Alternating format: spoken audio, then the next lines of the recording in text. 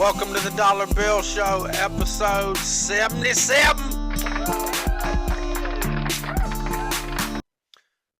So I've been watching these videos in my free time.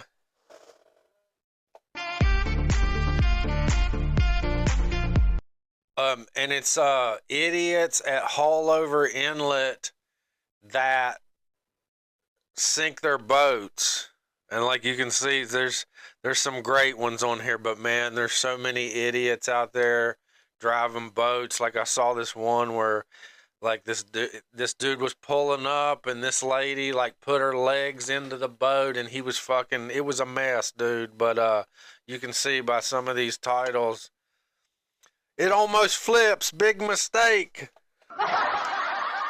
This is insane, full send. 3 injured, Haulover Inlet, submarine mode. The only way that would be better is if there was 7 injured. You know, I had a friend, I didn't sink my boat, but I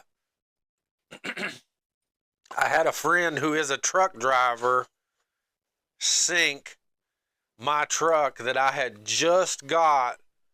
I had just got this. It was an old 94 Toyota, and I had just got it all the way I wanted, everything. I mean, this is an extended cab V6. It was mint, and like, he jumped in it. He was like, no, and I was like, started to go get my truck, and he goes, man, no, you stay here. He goes, I'll get it. I got it, like that. And I'm like, you sure? Okay, this is down an Institute boat ramp. So, nevertheless, he gets out, gets in my truck, and backs it down the fucking ramp right into the fucking river, and it's done. I dove right at the ass end of this truck. This was so many years ago, and it was fucking gone. And I'll be honest that, like, this did tarnish our friendship. And, like, not only that, but it did. It bothered me because I don't have a vehicle right now. And I had just got this vehicle exactly the way I wanted it. And, of course, like, where it was an old vehicle like that, I didn't have no money, really. I had liability on it. And looking back now, I should have said no. And I should have did it myself. But I never got anything out of that. And I would say that did hurt our friendship. You know what I'm saying? This dude was like my best friend. And I mean, now they're selling trucks like that for in the high $20,000 range easily. I just saw one exactly like it for $27,000. That was not a fun day. But I did get the truck back a month later. Somebody that I knew that was a scuba diver went down and found it, and he said there was other vehicles down there too.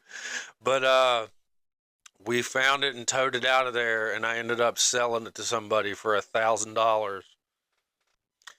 And looking back now, like, I didn't have a clear mind at the time. I was always smoking and fucking popping pills and drinking and shit. And looking back now, I would have said, no way. You know what I'm saying?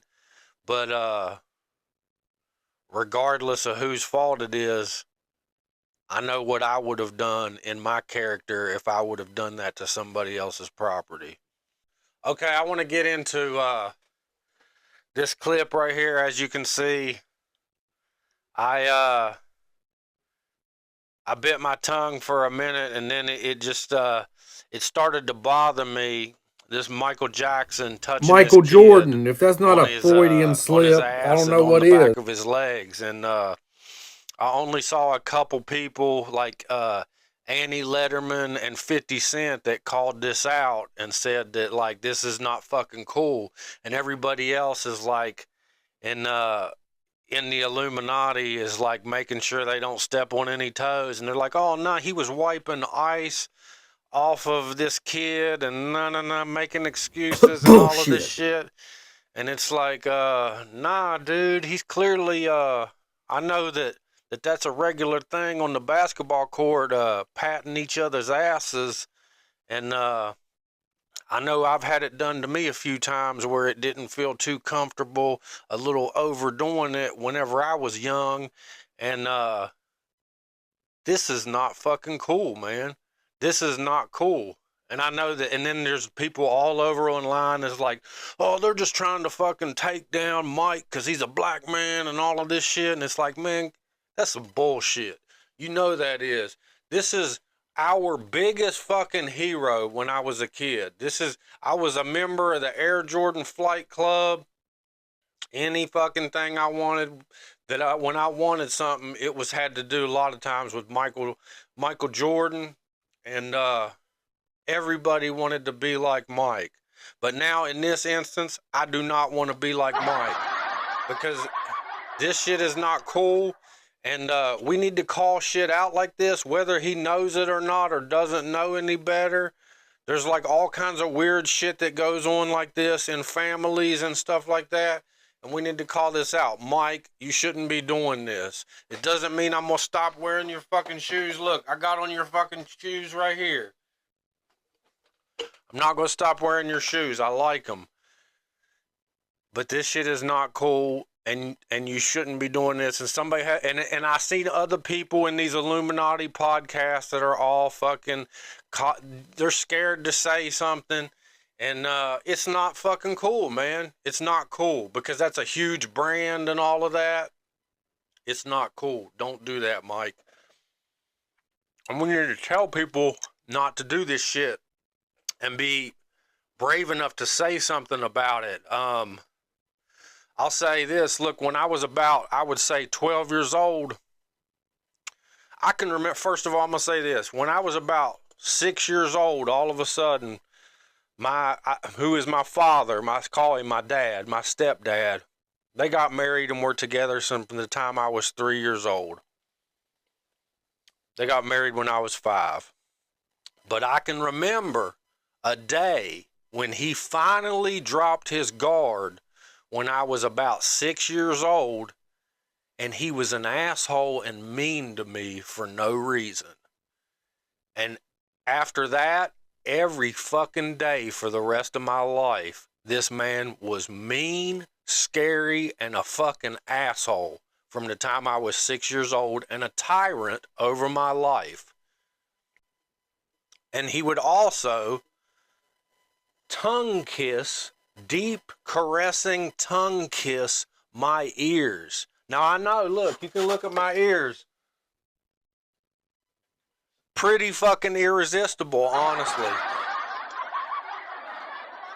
But this is something that's not right to do to a kid. This is something that is not right to do to a kid. And I can remember when I was about 12 years old, one of his friends was over at the house, and I had just woke up, and I had gym shorts on, and he came up behind me and shanked my pants all the way down off of me, and my fucking little wiener was hanging out, and then is making fun of me, saying that looks like a beanie weenie, wearing a turtleneck sweater, and like all of this shit in front of his friends. And then like I said, man, just bully shit, like bully. And it's like to hold power over a person. A lot of times there would be awful fights. It was just like, man, you're on your fucking walking on eggshells when this dude would come home, and my mom would start a lot of it. She would start a lot of it. They would fight, and then she would say, get him, talking about me, and then they'd wear my ass out. You know what I'm saying? And I took the brunt of a lot of this bullshit. Like, I did take a lot of the brunt of a lot of this. But back to the ear fucking thing, the weird thing, like,